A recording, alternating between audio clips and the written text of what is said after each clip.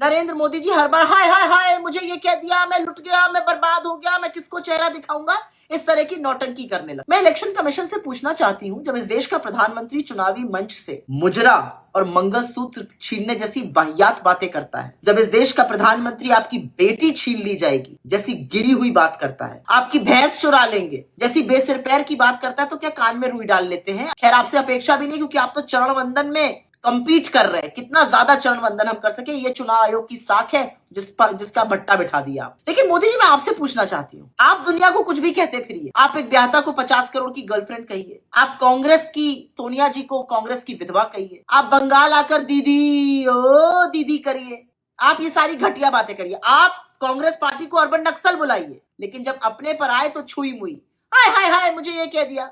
अरे आप इस देश के प्रधानमंत्री हैं, आपको आईना दिखाने का काम विपक्ष करेगा। आपकी विफलताओं का पुलिंदा इतना बड़ा है, you sitting on such a huge कलोसल mountain of failures कि आपको आईना दिखाया जाएगा, आपकी जवाबदेही तय होगी। ये बीजेपी के लोग और ये संघी मानसिकता वाले दलित समुदाय से कितना चिढ़ते हैं, इसका अंदाजा लगाना भी आपके लिए मुश्किल है।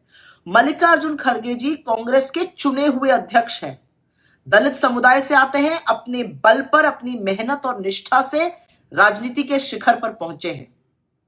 और असलियत यह है कि उनका जितना निर्वाचित राजनीति का एक्सपीरियंस है 55 से 60 साल, उससे आधी उम्र है बीजेपी वालों की, लेकिन वो उनको पचा नहीं पाते हैं, उनसे चिढ़ते इतना है कि उन पर हर तरह की टिप्पणी करते हैं।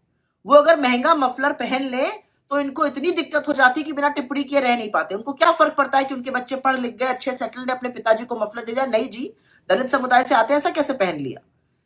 वो ये पचा नहीं पाते हैं कि उनका जो निर्वाचित राजनीति का एक्सपीरियंस है, 9-10 बार विधायक रहे, सांसद रहे, मंत्री रहे, नेता प्रतिपक्ष, और जनता के साथ जो उनका कनेक्ट है वो उनको बहुत तीखा लगता है, इसलिए हमेशा उनकी बात का अर्थ का अनर्थ लगाने में जुटे रहते हैं। खड़गे जी ने बिल्कुल क्लियर कर दिया कि उन्होंने बिल्कुल स्पष्ट तौर से यह कहा था कि नरेंद्र मोदी जी लोगों को आतंकित करते हैं, परेशान करते हैं, प्रताड़ित करते हैं। उनकी सीबीआई, उनकी ईडी, उनकी इनकम टैक्स विपक्ष को परेशान करने के लिए, विपक्ष को विघटन करने के लिए, चुनी हुई सरकारें गिराने के लिए, लोगों को जबरदस्ती बीजेपी में शामिल कराने के लिए यूज की जाती हैं ये सारी एजेंसीज। अरे इतना आतंकित करते हैं लोगों को, इतना प्रताड़ित करते हैं कि सोशल मीडिया पे उनके खिलाफ कोई लिख देता है तो उसके वहां पुलिस भेजते हैं ये लोग।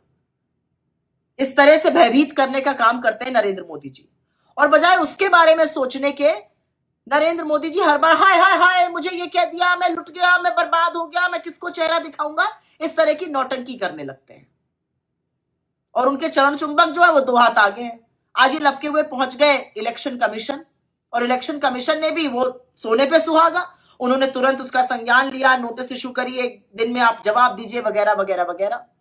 मैं इलेक्शन कमीशन से पूछना चाहती हूं, जब इस देश का प्रधानमंत्री चुनावी मंच से मुजरा और मंगलसूत्र छीनने जैसी वाहियात बातें करता है, जब इस देश का प्रधानमंत्री आपकी बेटी छीन ली जाएगी जैसी गिरी हुई बात करता है, आपकी भैंस चुरा लेंगे जैसी बेसिर पैर की बात करता है, तो क्या कान में रुई डाल लेते हैं? अरे कुछ नहीं, अभी जब आचार संहिता लागू है, 5 राज्यों में चुनाव चल रहे थे, उस दौरान नरेंद्र मोदी जी ने दूरदर्शन सरकारी तंत्र का दुरुपयोग करके विशुद्ध पॉलिटिकल स्पीच दी।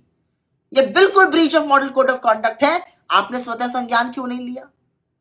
खैर आपसे अपेक्षा भी नहीं, क्योंकि आप तो चरण वंदन में कंपीट कर रहे हैं। कितना ज्यादा चरण वंदन हम कर सके, ये चुनाव आयोग की साख है जिसका भट्टा बिठा दिया आपने।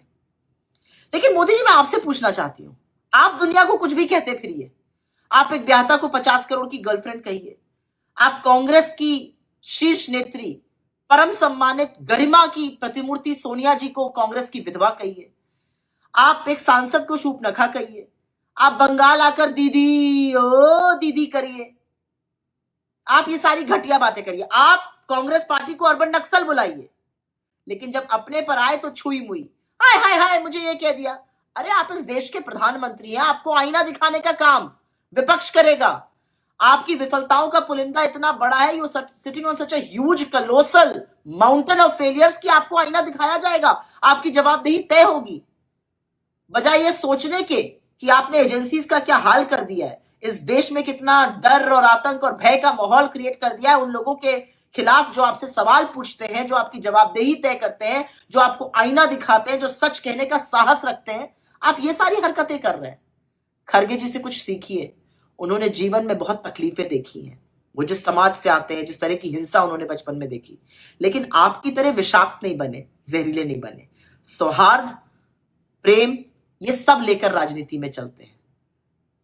उन पर हमला करने से पहले उनसे कुछ सीख लीजिए।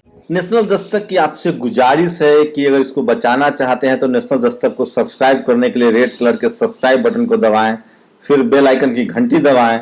नेशनल दस्तक को बचाने के लिए बहुत जरूरी है कि हर खबर को शेयर करें, लाइक करें, कमेंट जरूर करें।